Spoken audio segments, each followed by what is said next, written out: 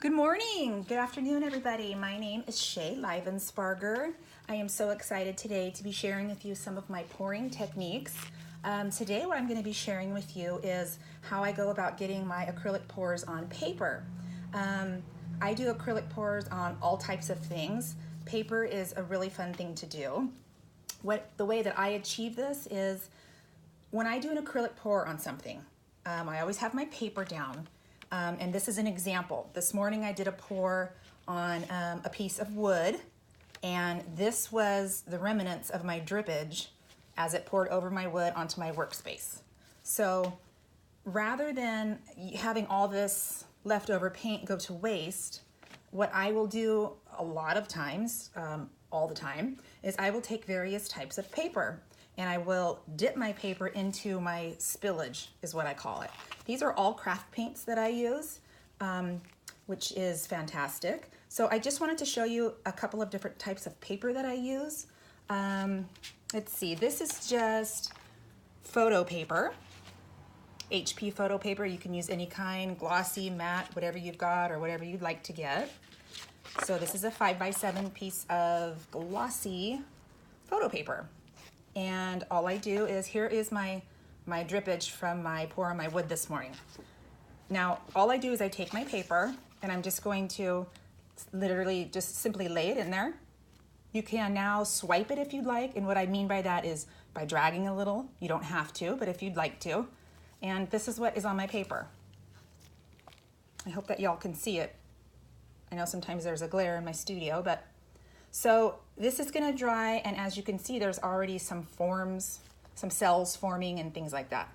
Easy peasy, okay? So look at my paper here, my extra paper. This is a piece of acrylic paper for painting, okay? And it comes, you can get it in all sorts of brands. This is one that's just up the street from my studio. I like to grab it, use my coupon, get it for really expensive. It's acrylic linen paper, kind of stiff like a postcard would be.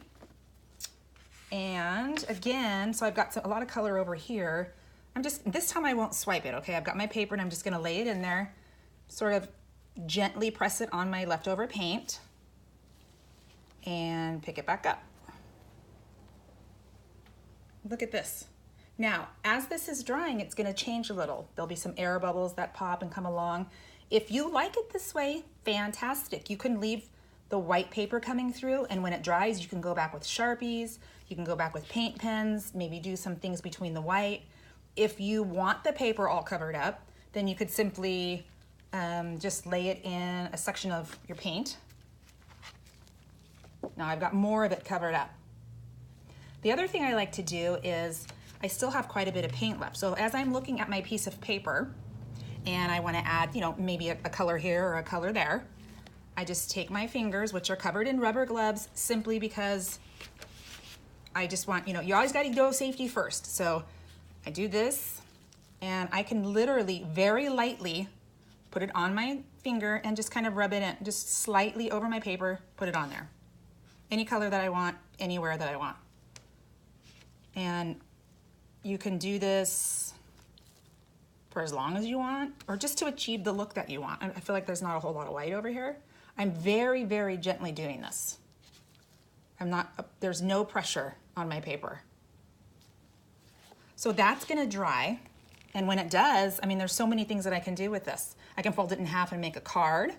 I could frame it. I'd like to take these and pin them up in my studio. I can cut them up for all sorts of different projects, bookmarks, whatever you'd like. So that's gonna take some time to dry. It'll be dry in a few hours.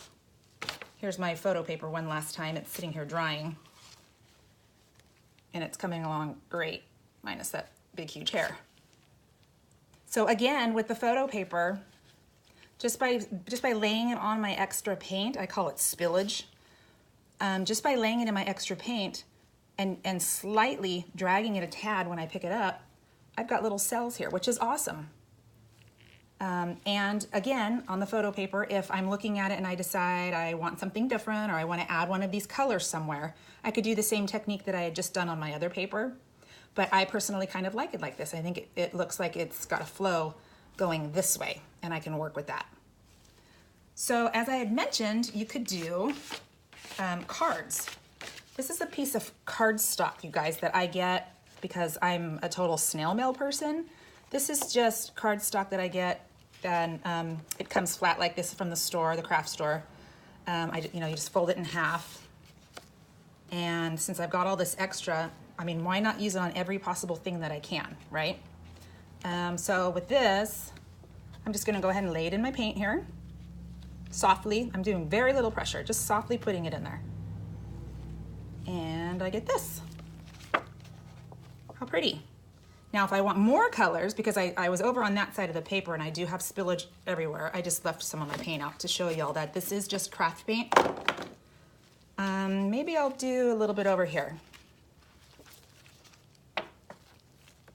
Now, this card, it's cardstock, simple cardstock. So it's gonna be a little flimsy as it's drying, and that's okay. When it dries completely, it'll be nice and stiff, and I can use it, I just fold it in half, let it dry. You can doodle on it, you can leave it simple like this, you can add things to it if you'd like. It's beautiful. So these are just some techniques that I do with paper. I'm fairly sure you can use any type of paper. Another project that I'm working on is I am actually making something with my leftover spillage like this. And I'm going to make something special with it, but that will be for later. So here's another piece of acrylic paper that I have just cut laying here in case I didn't know, how much paint I would have to work with this morning. So just gonna get it on there, and how pretty. So I just wanted to share that with you guys. Oh, darn, that hair's back. It's super easy. And if you're doing a pour and you've got leftover stuff, why let it go to waste? Use it on something, be creative. That's what art is all about, right? So here's another exciting thing. Next week, I'm gonna be sharing with you how I achieve my pours, okay? I'm gonna be doing it on wood and canvas. I will literally show you what my formula is and how exactly I go about doing my pours to achieve different looks. Okay, so hopefully you will be hearing from me next week. And thank you so much for watching. I hope this gives you some fantastic ideas of things that you can do on paper with acrylic pours. And have a fantastic week, everybody. Bye now.